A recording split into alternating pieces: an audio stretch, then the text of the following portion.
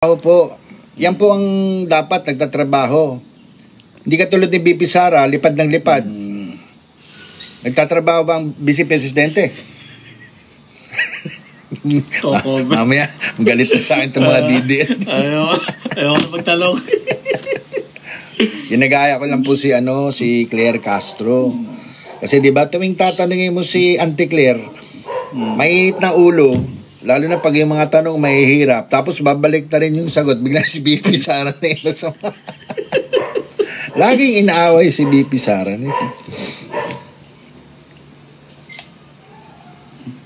Bis na sagutin na lang ng diretso yung tanong. Palilikuin pa. Ang ending, laging BP Sara siya. Laging sundot niya BP Sara. Kaya yun ang sinasabi ko. Parang di ba meron mga salita na parang allergy. Neri. Sa heart. Neri. Okay, are you ready for Neri? Yeah. Ano na lang, ito pang umaga ng ilang na. Sige Neri, bigay lang ng bigay ha. Habang kinakanta ka namin. Okay. Kinwestiyon ng ilang mambabatas kung bakit nasimot ang confidential at intelligence funds ng Office of the President noong isang taon. Pero hindi naman daw nagagamit lahat ng regular budget ng opisina. Narito ang Express Report ni Marian Enriquez. Sumalang sa plenary debates ang panukalang 27 billion pesos na budget ng Office of the President para sa 2026. Pinuna ni ACT Teachers Party List Representative Antonio Tino ang paggasta sa confidential at intelligence funds ng OP. Lumalabas na 1.1 billion pesos pala ang disbursement kada quarter sa CIF at ang utilization rate 100%. Ni isang kusing ay walang natitira po sa cash disbursements. Every single peso is spent. Does the sponsor confirm na quarterly wala po ni isang butal, ni isang sentimo, ni isang piso na natitira? Ubus po lahat ito. Mr. Speaker, Honorable Colleague, tama po yun. Efficient po ang pag-utilize ng Office of the President ng pondong ito. 4.5 billion pesos ang hinihinging CIF ng OP. Kasunod nito, tinanong ni Tino kung ganito rin ba ang siste sa regular na budget ng OP. Dito lumabas na 78% lang ang nagagamit sa naturang pondo. Kaya tanong ni Tino, bakit kapag Confi at Intel funds, simot agad, pero pag regular budget, pahirapan ang paggasta? We expect agencies to obligate over 90%, di ba? Yun ang gusto natin. So, 78, medyo mababa nga. Bakit pagka CIF, ubos, ni isang sentimo walang natitira. Pero pagka yung regular budget, subject to the normal reporting and accounting procedures of COA, medyo mabagal tayo, 78%. Sagot naman dyan ng sponsor ng OP budget na si Bataan Representative Albert Garcia. Alam naman po natin na yung regular budget, ang dami pong factors at marami rin pong components. May personal services, MOE at capital outlay. Kaya considering these numbers, isa na po ito sa pinakamataas na obligation rate at disbursement sa executive offices or agencies, Mr. Speaker. Sunod na tanong ni Tino, saan ba ginagamit ang Confi at Intel funds ng Pangulo? Sabi ni Representative Garcia, ilan sa mga pinaglalaanan nito ang pagkakonduct ng Presidential Situation Room, Cybersecurity Anti-Terrorism Council, Project Management Center, National Maritime Center at Presidential Organized Crime Commission. Supporters of former President Rodrigo Duterte believe he may be inching closer to freedom. On information that the International Criminal Court is reviewing the former president's fitness to stand trial. Meanwhile, a self-exiled former Duterte spokesperson says he is ready to return home subject to conditions. On the Newsmaker, former presidential spokesperson Harry Roque. Thank you so much for your granting Newswatch this interview. Let me start with this. Yung paglalabas po ng ICC Deputy Prosecutor ng charges, how do you view itong inilabas nila pong charges na crime against humanity against the former president?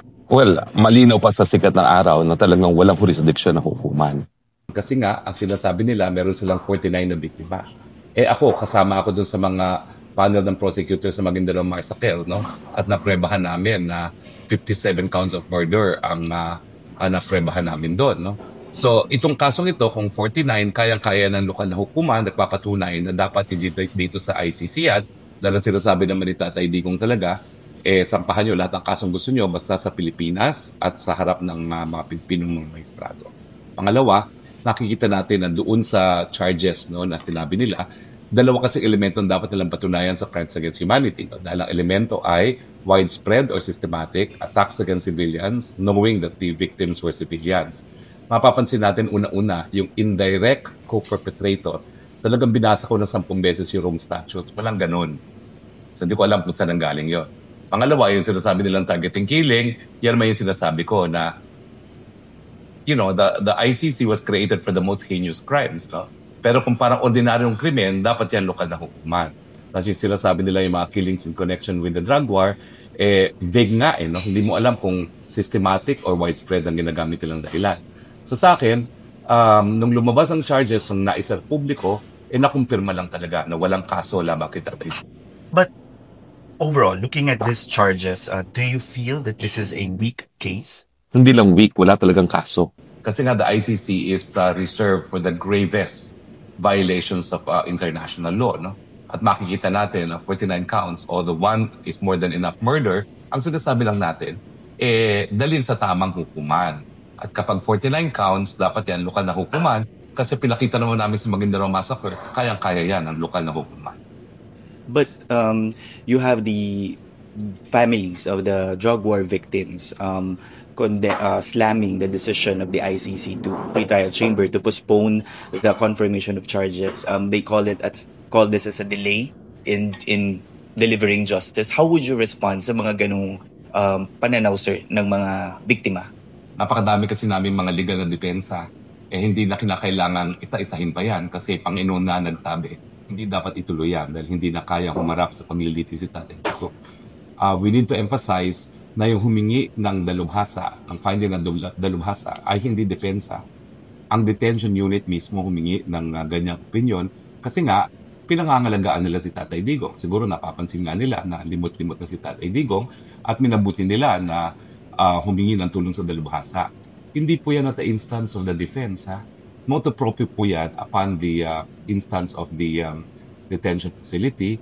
And of course, mga dalubhasa po nagsalita.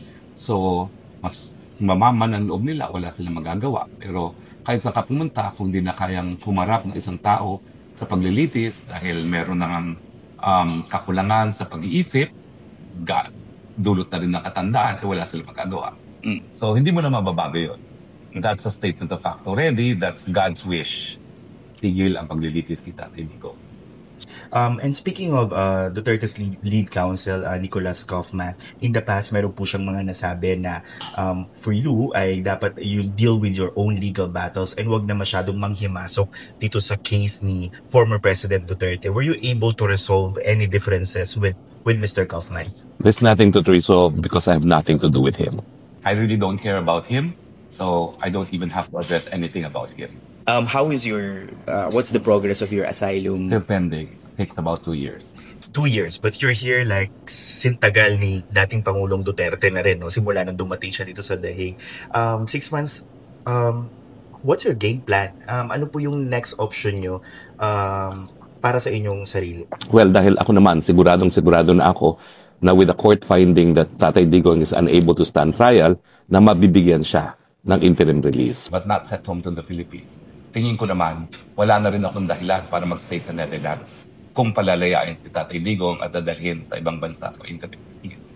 Tingin ko naman, I've honored my word na hindi iiwan si Tatay Digong kung siya ay bibigyan na nga ng interim release sa ibang bansa. I'm now weighing the possibilities of going home dahil nakikita naman natin ang pangyayari sa Pilipinas. Mulat ng mata ng mga sambayanang Pilipino laban sa korupsyon. At sa tingin ko, panahon na rin na dumagdag ang aking boses dito sa panawagan na dapat panagutin ng mga korap sa Pilipinas at yung mga nanggigipit sa akin, kasama na si Marcos Jr., Martin Romualdez, lahat sila, sa tingin ko, it's a matter of time na mahahabol sila ng gulong ng katarungan. So sa akin, parang it's God's wish na nagkasabay-sabay na Sa tingin ko, mabibigyan ng interim release si Tatay Digong at sa tingin ko, hindi na rin tatagal ang administrasyong corrupt ni Marcos Jr. Bakit ba pinagsisiksikan pa ni Attorney Roque yung sarili niya dyan sa dahig? Hindi ko po pinagsisiksikan ang sarili ko. Malinaw po, sinapahan nila ako ng tanim kaso na walang bail. Bakit naman ako magpapakulong na walang bail, na walang kaebidensya, no? And it takes 6 months for a petition for bail to be acted upon. But having said that, I've availed of judicial review, and depending on the outcome of the division of the judicial review, dahil kampante talaga ako na walang ebidensya, or yung pagtatanggal kay Marcos sa pwesto, whichever comes first, uwing-uwi na talaga ako. Uwing-uwi na kayo. So would you say to the Filipino people na within this year, pwedeng umuwi na si Atty. Roque? Ang sinasabi ko nga, kung si Tatay Digong ay mawala sa Netherlands, wala na akong dahilan manatili rito. And depending nga kung ano mauna, yung pagtatanggal kay Marcos o yung aking petition for review, talagang not a single minute longer away from the country. Because I love the Philippines and I will come home as soon as possible. Okay. Ito ba yung mga para sa mensahe nyo rin sa mga parang hindi na rin makapaghintay na parang bring Roque home ang sinasabi nila? Ay nako, I am the most eager to come home. I've had 4 opportunities to migrate. I've studied twice abroad. I always come home because to me, the Philippines is my only home. Uwi na. I have no intentions of staying 1 minute longer kung wala na dito si Tatay Digong. Okay. Thank you so much, Attorney Harry Roque, for granting this interview.